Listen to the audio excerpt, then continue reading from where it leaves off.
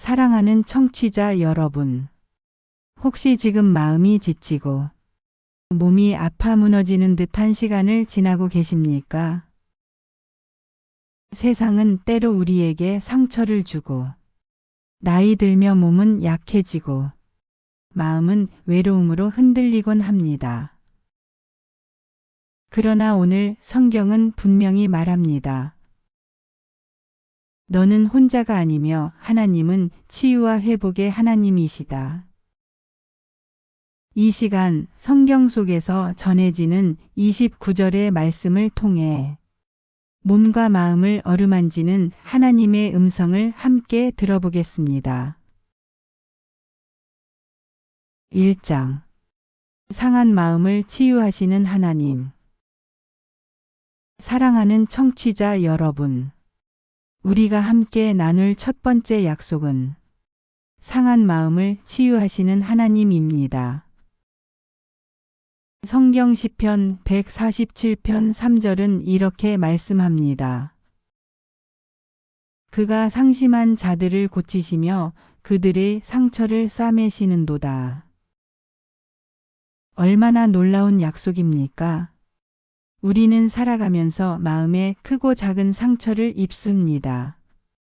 때로는 사람의 말 한마디가 우리 마음을 깊이 찌르고, 때로는 예상치 못한 배신이 가슴을 무너뜨립니다. 또 어떤 때는 세월의 무게와 외로움이 우리 안에 깊은 흉터처럼 남아 아물지 않는 고통을 줍니다. 여러분, 혹시 지금도 그런 상처를 안고 계신가요? 겉으로는 아무렇지 않은 듯 웃어 보이지만 밤이 되면 눈물이 흘러내리고 아무도 모르게 가슴속 깊은 곳이 아파서 숨조차 막히는 순간을 경험하신 적이 있으십니까? 사람들은 종종 그 상처를 이해하지 못합니다. 괜찮다, 시간이 지나면 나아진다. 이런 말로 위로하려 하지만 오히려 그 말이 더 아프게 다가올 때도 있습니다. 그러나 하나님은 다릅니다. 하나님은 우리의 눈물과 상처를 외면하지 않으십니다. 오히려 가장 깊이 보시고 가장 따뜻하게 다가오십니다. 시편 기자는 고백합니다. 그가 상심한 자들을 고치시며 그들의 상처를 싸매시는도다. 여러분, 하나님은 의사이십니다. 그러나 단순히 몸을 치료하는 의사가 아니라 마음을 치유하시는 의사이십니다. 우리가 숨기려 하는 상처까지 주님은 알고 계십니다. 어쩌면 우리는 이렇게 말할지 모릅니다. 주님, 제 상처는 너무 깊습니다. 아무도 이해할 수 없습니다. 차라리 숨기고 살겠습니다. 그러나 주님은 말씀하십니다. 아니, 나는 내 상처를 안다. 그리고 나는 그것을 고칠 수 있다. 사랑하는 여러분, 마음의 상처는 시간이 지나도 저절로 낫지 않습니다. 상처를 덮어두면 골마 더 아파질 뿐입니다. 그러나 하나님께 내어놓으면 그 순간부터 주님의 손길이 우리의 아픈 마음을 싸매주십니다. 그 손길은 거칠지 않습니다. 따뜻하고 부드럽게 우리가 견딜 수 있을 만큼 다가옵니다. 혹시 지금 여러분 마음속에도 오랫동안 치유되지 않은 상처가 있습니까? 그 상처를 오늘 주님께 드리십시오. 그리고 이렇게 고백해 보십시오. 주님, 제 상한 마음을 아시지요? 이제는 주님께 맡깁니다. 그 고백 속에서 놀라운 일이 일어납니다. 무겁던 짐이 조금씩 가벼워지고 막혔던 숨이 트이며 가슴속 깊은 곳에서부터 치유가 시작됩니다. 사랑하는 여러분, 우리가 믿는 하나님은 단순히 먼 곳에 계신 분이 아닙니다. 그분은 지금 여러분 곁에 계십니다. 그리고 오늘도 여전히 상심한 자를 고치시며 그들의 상처를 싸매시는 분이십니다. 그러니 두려워하지 마십시오. 상처는 끝이 아닙니다. 하나님의 치유의 손길은 오늘도 여러분을 기다리고 있습니다. 그분께 마음을 열고 이렇게 고백하시길 바랍니다. 주님, 저를 고쳐주옵소서. 제 상한 마음을 싸매 주옵소서. 주님은 제 치유자이십니다. 그 고백 속에 여러분의 마음이 점점 치유되고 새로운 회복의 은혜가 스며들기를 축복합니다. 2장. 연약한 몸을 붙드시는 하나님. 사랑하는 청취자 여러분. 우리가 나이를 먹어갈수록 가장 크게 느끼는 현실이 있습니다. 바로 몸이 점점 약해진다는 것입니다. 젊었을 때는 하루 종일 일해도 끄떡없었는데 지금은 잠깐 움직여도 숨이 차고 계단 몇 칸만 올라가도 무릎이 시큰거립니다. 밤에는 깊이 잠들기 힘들고 아침에 일어나면 여기저기 쑤시고 결리는 곳이 한두 군데가 아닙니다. 여러분, 혹시 이런 생각을 해보신 적이 있으십니까? 이제는 힘이 없다. 예전 같지가 않다. 나는 점점 무너져 가는구나.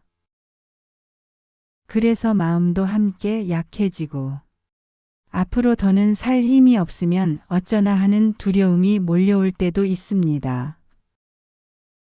그럴 때 우리가 붙잡아야 할 말씀이 있습니다. 바로 이사야 40장 29절 말씀입니다. 피곤한 자에게는 능력을 주시며 무능한 자에게는 힘을 더하시나니. 얼마나 놀라운 약속입니까? 사람의 힘은 반드시 줄어듭니다. 그러나 하나님의 힘은 줄어들지 않습니다.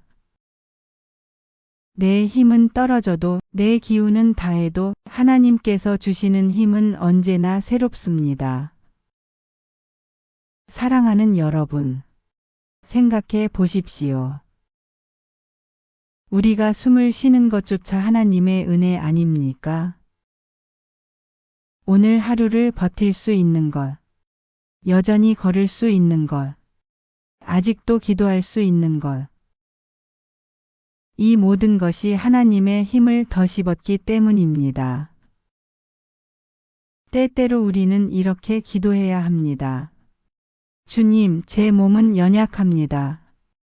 그러나 주님의 능력으로 살게 하소서. 그 순간 우리 안에 알 수 없는 새 힘이 솟아납니다. 성경은 계속해서 이렇게 말씀합니다. 이사야 40장 31절. 오직 여호와를 앙망하는 자는 새 힘을 얻으리니 독수리가 날개치며 올라감 같을 것이요.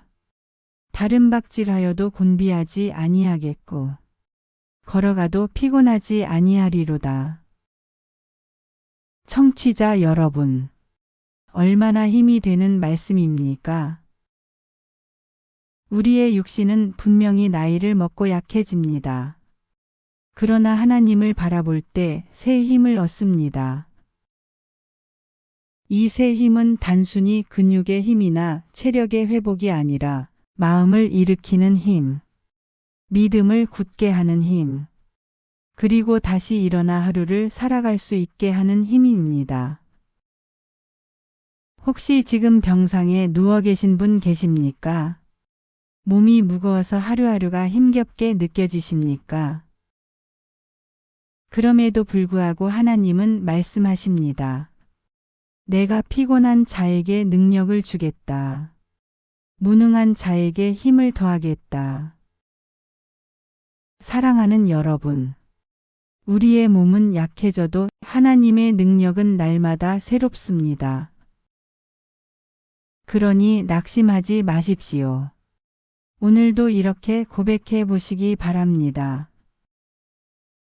주님, 제 연약한 몸을 주님 손에 맡깁니다. 제게 새 힘을 부어 주옵소서.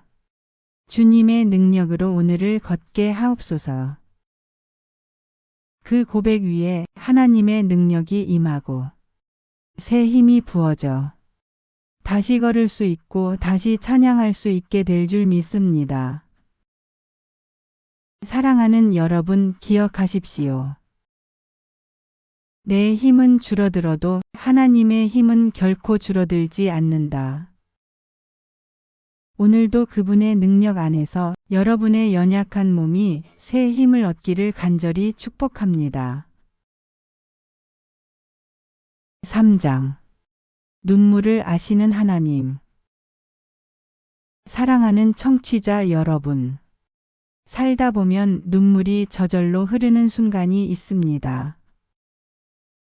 몸이 아파서 외로워서, 사람 때문에 마음이 상해서. 그럴 때 우리는 흔히 이렇게 말합니다. 내 눈물은 아무도 몰라. 내 마음은 아무도 이해 못해. 그러나 성경은 분명히 말씀합니다. 하나님은 우리의 눈물을 아신다. 시편 56편 8절 말씀입니다. 주께서 나의 유리함을 셈하시며 나의 눈물을 주의 병에 담으셨나이다. 이것이 주의 책에 기록되지 아니하였나이까. 얼마나 놀라운 고백입니까? 내가 흘린 눈물을 하나님은 그냥 흘려보내지 않으십니다. 하나님은 그 눈물을 병에 담아 두셨다고 말씀하십니다. 즉, 나의 아픔을 절대 잊지 않으시고 반드시 기억하신다는 뜻입니다. 여러분, 세상은 우리의 눈물을 가볍게 여깁니다. 울지 마, 다 지나가.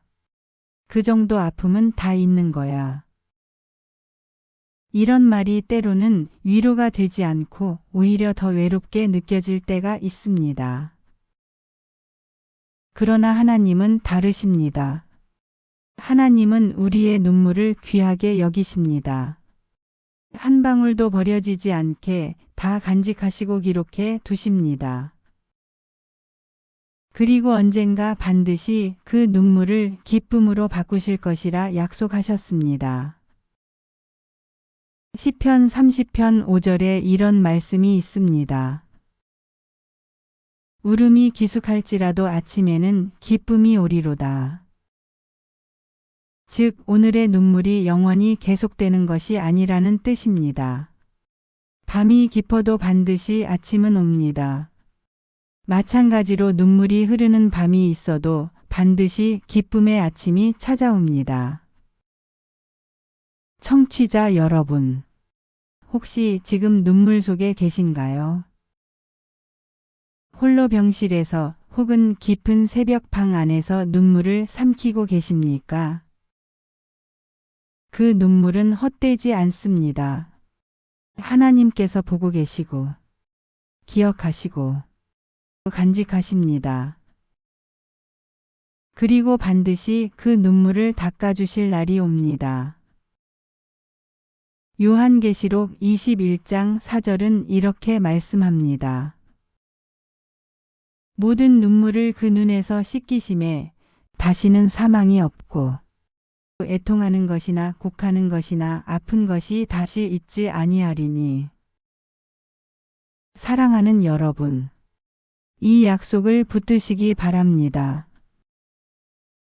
눈물이 끝이 아니라 하나님께서 준비하신 새로운 기쁨의 시작이라는 사실을 기억하십시오.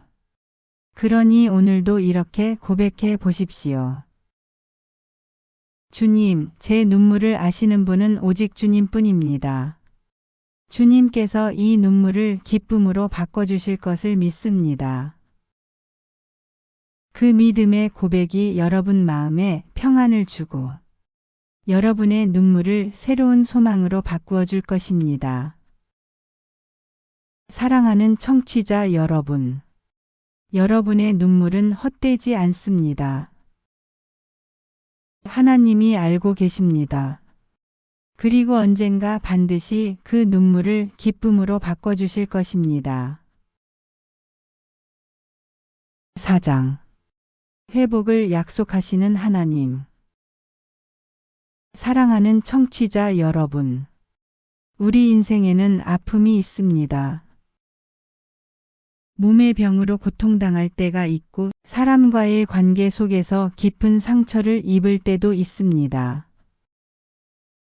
마음속에 남은 상처는 시간이 흘러도 쉽게 아물지 않습니다. 그래서 우리는 가끔 이렇게 생각합니다. 나는 평생 이 상처를 안고 살아야 하나 보다. 그러나 하나님의 말씀은 다릅니다. 예레미야 30장 17절. 여호와의 말씀이니라. 내가 너를 치료하여 내 상처를 고쳐주리라. 얼마나 놀라운 약속입니까? 사람은 조금 나아질 거야 라고 말하지만 하나님은 내가 너를 반드시 고쳐주겠다라고 말씀하십니다. 이것은 단순한 위로가 아니라 분명한 하나님의 약속입니다. 여러분, 아픔의 한가운데 있을 때 우리는 빛을 보기 어렵습니다. 마치 캄캄한 터널 속에 서 있는 것처럼 끝이 보이지 않는 어둠 속에서 언제쯤 나아질까라는 불안이 밀려옵니다. 하지만 기억하십시오. 터널에도 끝은 있고 어둠 뒤에는 반드시 빛이 있습니다. 하나님은 그 빛을 준비해 두셨습니다. 시편 147편 3절은 이렇게 말씀합니다. 그가 마음이 상한 자들을 고치시며 그들의 상처를 싸매시는도다. 하나님은 우리의 눈에 보이지 않는 깊은 상처까지 아시는 분입니다.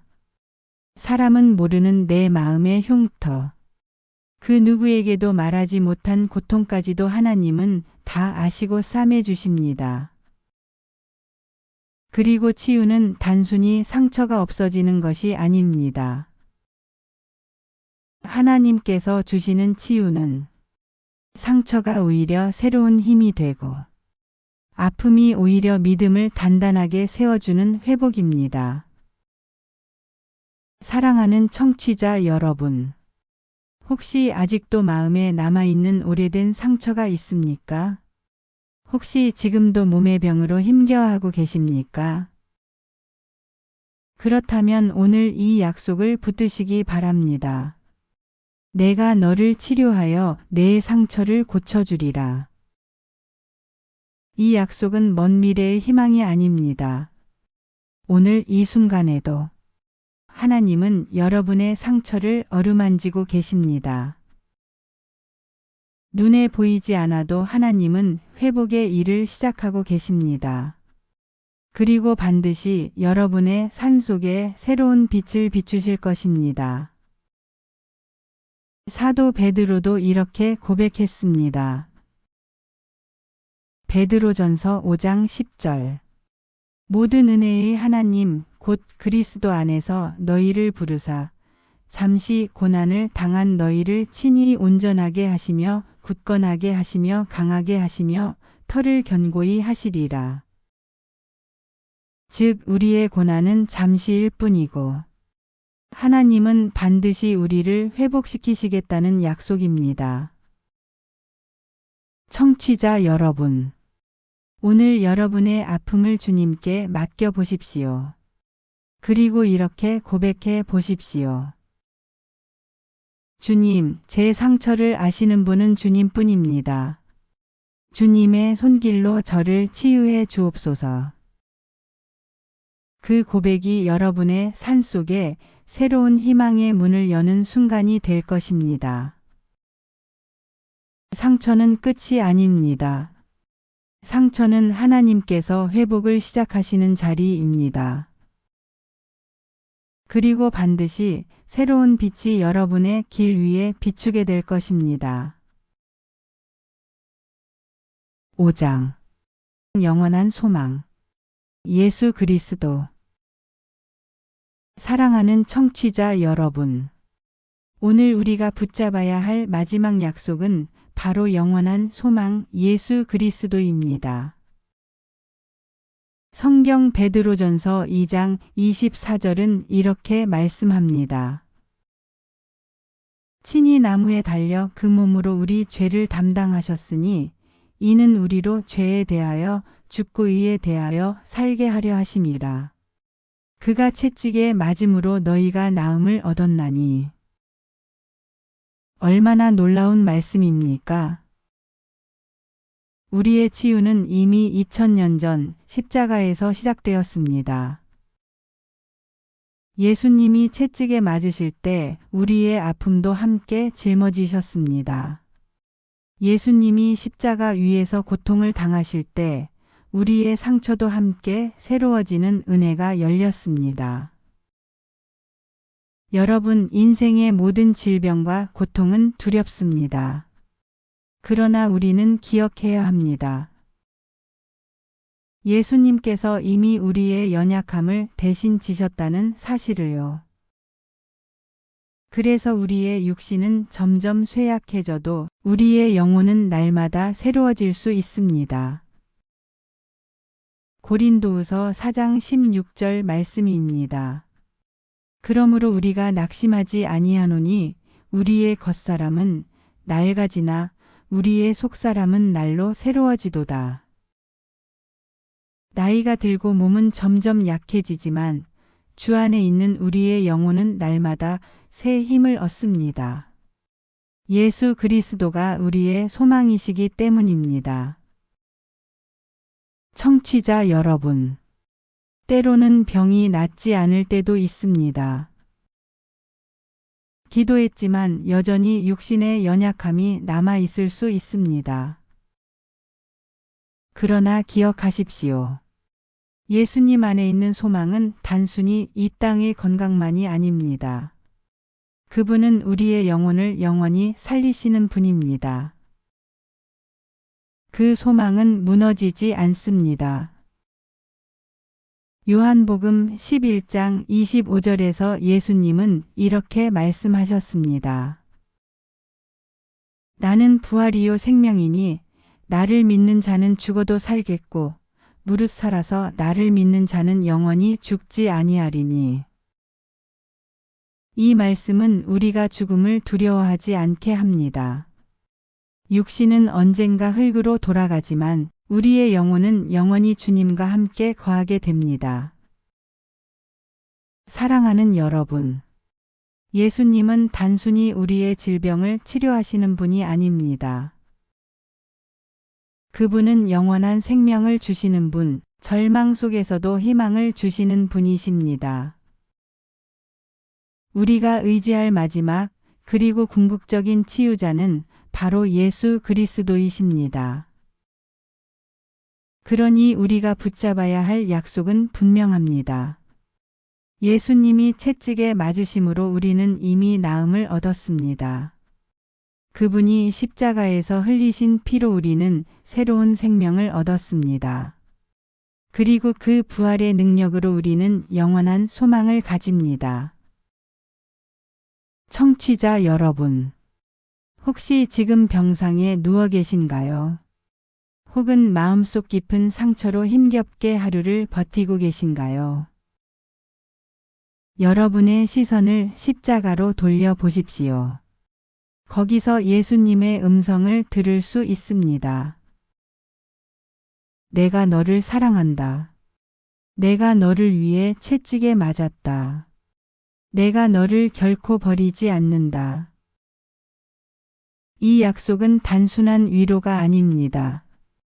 이 약속은 우리의 영혼을 살리고 절망 속에서도 다시 일어날 수 있는 힘이 됩니다.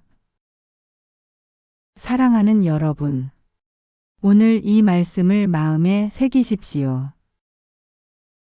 예수 그리스도는 어제나 오늘이나 영원토록 동일하십니다.